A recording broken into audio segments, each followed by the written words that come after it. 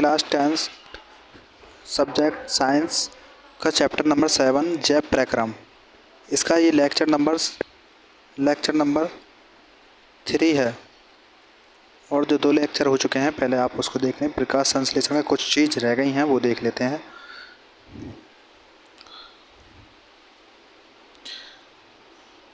ये है हमारा प्रकाश संश्लेषण क्रिया निम्न पदों में होती है। जो प्रकाश संश्लेषण क्रिया है वह निम्न पदों में होती है। नंबर 1 पॉइंट है क्लोरोफिल द्वारा प्रकाश ऊर्जा का अवशोषण करना। क्लोरोफिल के द्वारा प्रकाश जो ऊर्जा होती है उसको अवशोषण किया जाता है। सेकंड पॉइंट है प्रकाश ऊर्जा को रासायनिक ऊर्जा में रूपांतरित करना तथा जल का ऑक्सीकरण व हाइड्रोजन में अपघटन करना ही क्या कहलाता है। ये सब जल अपघटन जो होता है हरित लवक के द्वारा होता है, हरित लवक के ग्रेना में। इसे क्या कहते हैं, प्रकाशीय अभिक्रिया कहते हैं। जो प्रकाश ऊर्जा को जब रासायनिक ऊर्जा में रूपांतरित हो जाती है तो जो रासायनिक ऊर्जा है वह जल के अणुओं को ऑक्सीजन और हाइड्रोजन में अपघटित कर देती है। इसी क्रिया को प्रकाशीय अभिक्रिया कहते हैं। जो तीसरा पॉइंट है हमारा, तीसरा पॉइंट है कार्बन डाइऑक्साइड का कार्बोहाइड्रेट में अपचयित होना। कार्बन डाइऑक्साइड का कार्बोहाइड्रेट में अपचयित होना। अच्छा, ये जो सभी पॉइंट नंबर 1, पॉइंट नंबर 2 और पॉइंट नंबर 3 जो हैं, ये जो सभी क्रियाएं हैं ये भिन्न भिन्न समय पर भी होती हैं। मतलब ऐसा नहीं है कि एक ही निश्चित समय पर हो। जैसा कि नीचे लिख रखा है कि यह आवश्यक नहीं है कि सारे पद एक के बाद एक जल्दी हों, यह भिन्न भिन्न समय पर भी हो सकते हैं। ये 2 टाइप के होते हैं, एक तो होता है हमारा प्रकाशीय अभिक्रिया और एक होता है अप्रकाशीय अभिक्रिया। जो अप्रकाशीय अभिक्रिया है वो हमारे स्ट्रोमा में होती है और जो प्रकाशीय अभिक्रिया है वो हमारी ग्रेना में होती है। तो नेक्स्ट पॉइंट देखते हैं हम, रिवीजन के तौर पे देखते हैं जो हमने लेक्चर नंबर 2 में पढ़ा था। देखो, ये हमारा प्रकाशीय ऊर्जा जब रासायनिक ऊर्जा में परिवर्तित हो जाती है तो जो जल के जो अणु होते हैं उनको वो तोड़ देती है। तोड़ देते किस किस में तोड़ देती है, वो तोड़ देती है हाइड्रोजन और ऑक्सीजन, H2 और O2।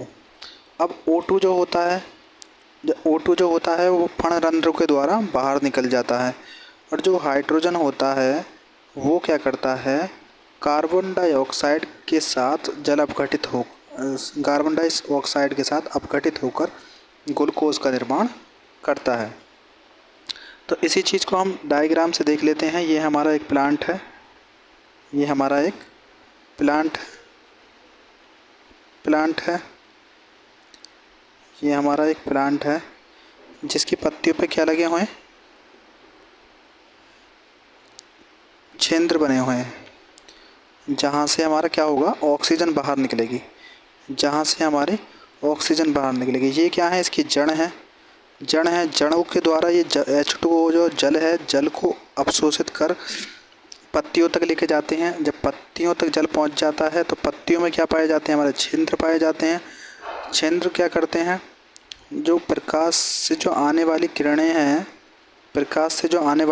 हैं उन किरणों से प्रकाशीय ऊर्जा को रासायनिक ऊर्जा में परिवर्तित करते हैं। जो H2O जो होता है, जल के जो अणु होते हैं वो टूट जाते हैं। जो जल के अणु टूट जाते हैं वो H2 और O2 में टूट जाते हैं। जो ऑक्सीजन होती है इन रंध्रों के द्वारा बाहर निकल जाती है, निकाल दी जाती है। फिर क्या होता है, जो कार्बन डाइऑक्साइड होता है वो हाइड्रोजन के साथ मिलकर अपघटित हो जाता है और एक ग्लूकोज का निर्माण करता है। ये हमने लेक्चर नंबर 2 में पढ़ा था। आगे देखते हैं हम नेक्स्ट पॉइंट,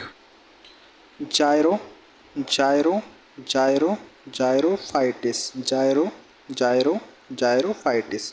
हाँ जी, ये क्या है, ये है जायरोफाइटिस, जिसे हम हिंदी में बोलते हैं मेरुद भिद, मेरुदभिद, मेरुदभिद, मेरुदभिद और जारोफाइटिस एक ही है। इसे इंग्लिश में बोलते हैं और इसे हिंदी में बोलते हैं। देखते हैं, ये जो होते हैं ये प्लांट ज़्यादातर मरुस्थल इलाकों में पाए जाते हैं। ये कि कांटेदार वगैरह होते हैं, जैसे कि हम कह सकते हैं एक्टोपस पौधा, जो जो कांटे नुमा संरचना होती है, जो अवशोषित नहीं हो पाते, कम होते हैं। तो देखते हैं आगे, यह रात का कार्बन डाइऑक्साइड अवशोषित कर रही है। रात को क्या करते हैं, कार्बन डाइऑक्साइड को अवशोषित करते हैं। कार्बन डाइऑक्साइड को अवशोषित करते हैं कहाँ से, कैसे करते हैं, कार्बन डाइऑक्साइड क्यों करते हैं, क्योंकि क्या कारण है जो कि रात को ही करते हैं, क्योंकि जो पर्णरंध्र होते हैं, इसके जो पर्णरंध्र होते हैं, जो पत्तियों में पाए जाते हैं, वो पर्णरंध्र सिर्फ वह रात को ही खुलते हैं, वह रात को ही खुलते हैं।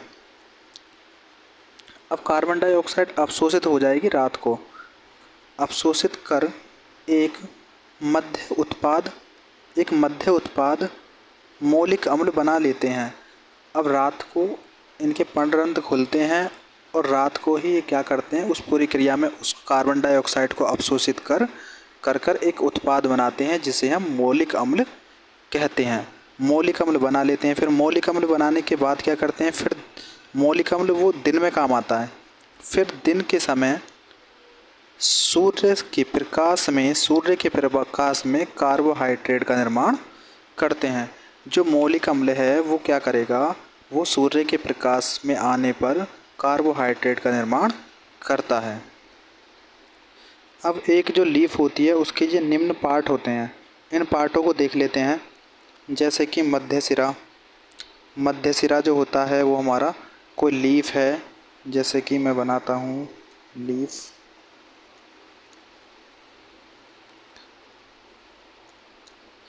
कोई लीफ है,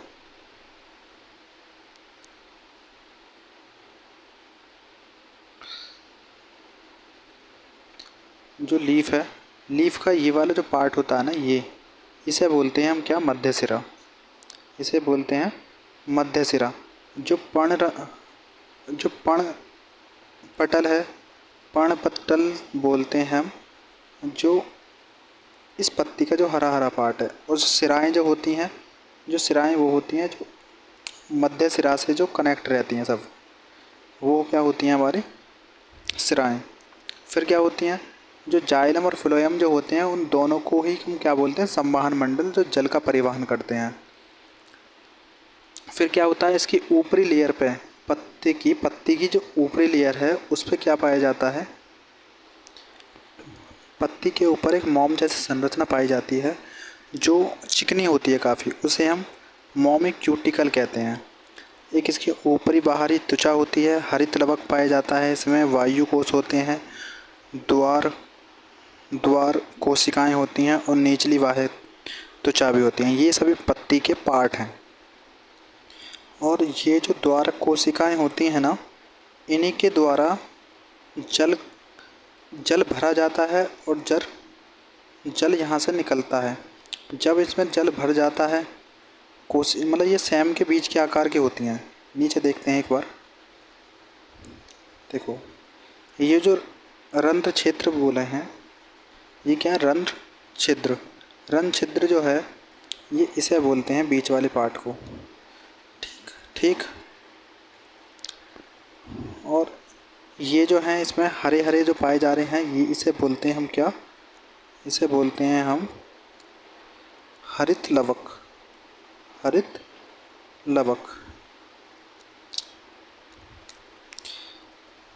और ये क्या है, जो रंध्र छिद्र है उसका द्वार, मतलब कह सकते हैं द्वार कोशिका। अभी क्या काम करती है, इसका वर्क क्या है,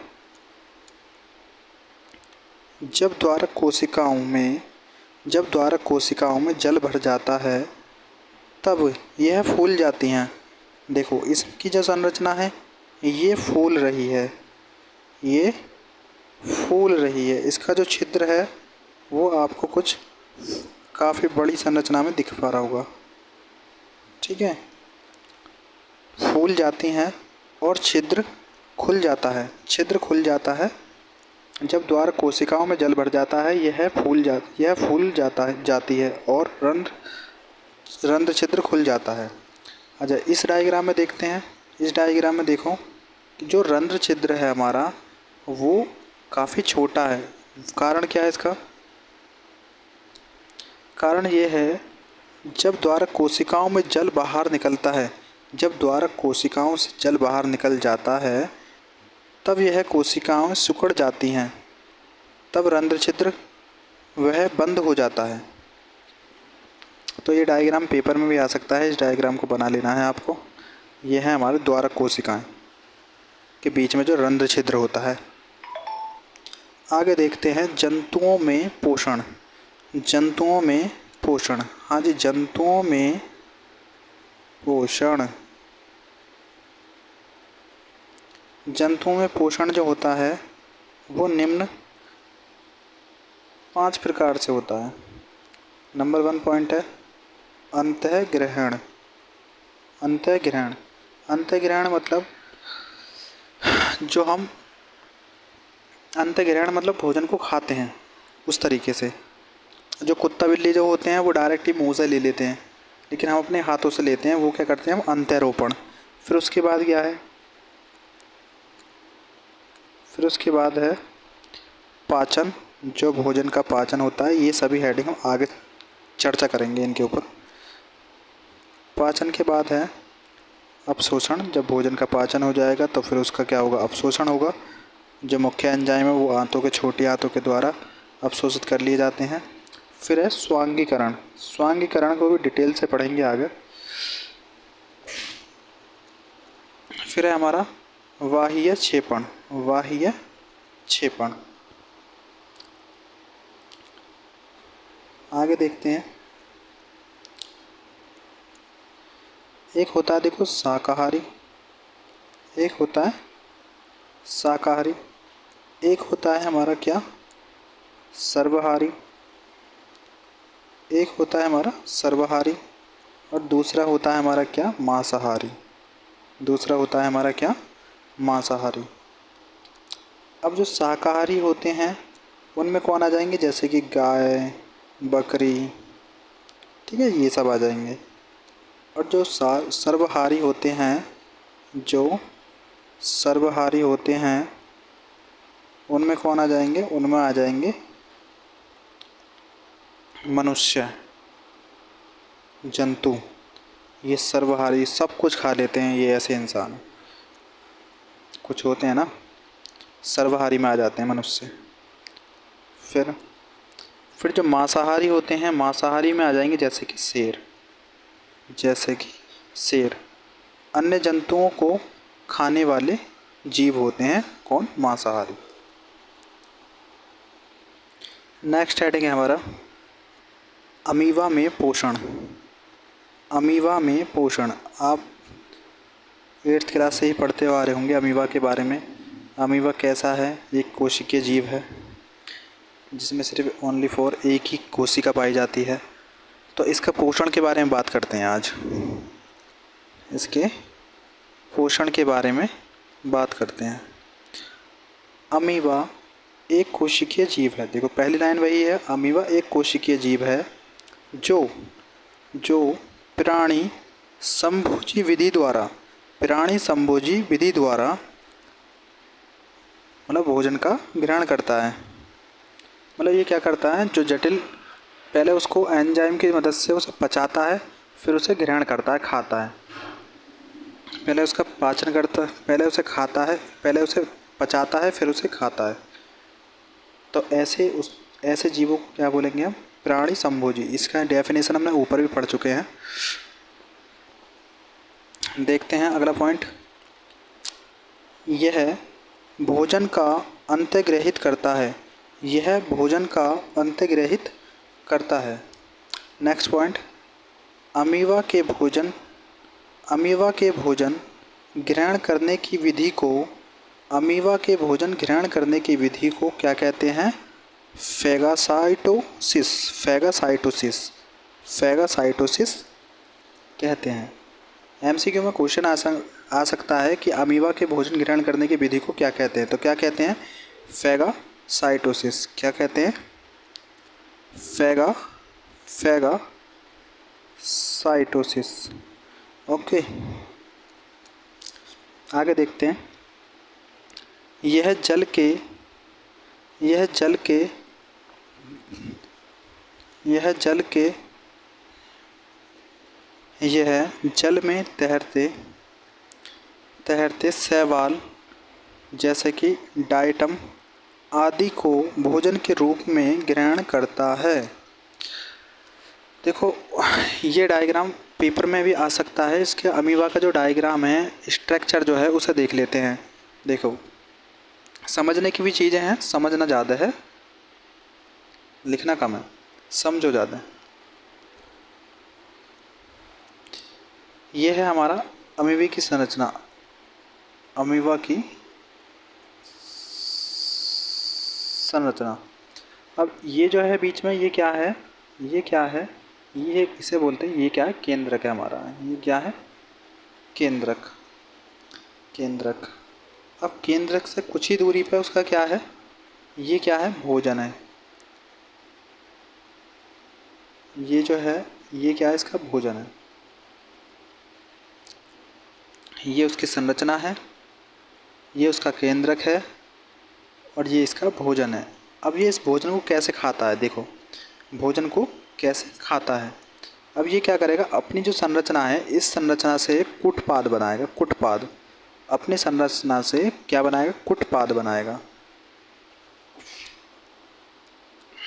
अपनी संरचना से एक कुटपाद बनाएगा, मतलब पैर जैसे एक संरचना बनाएगा खाने को अपनी तरफ खींचने के लिए।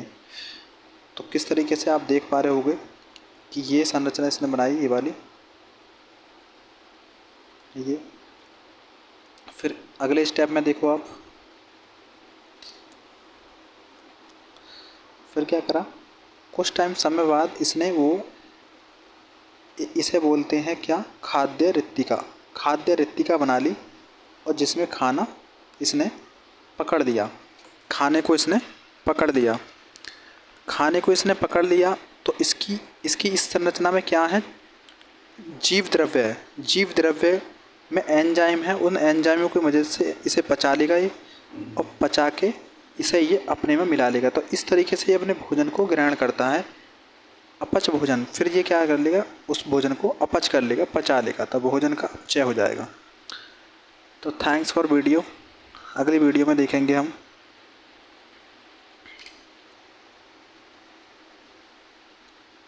अगली वीडियो में देखते हैं इसके आगे के पार्ट।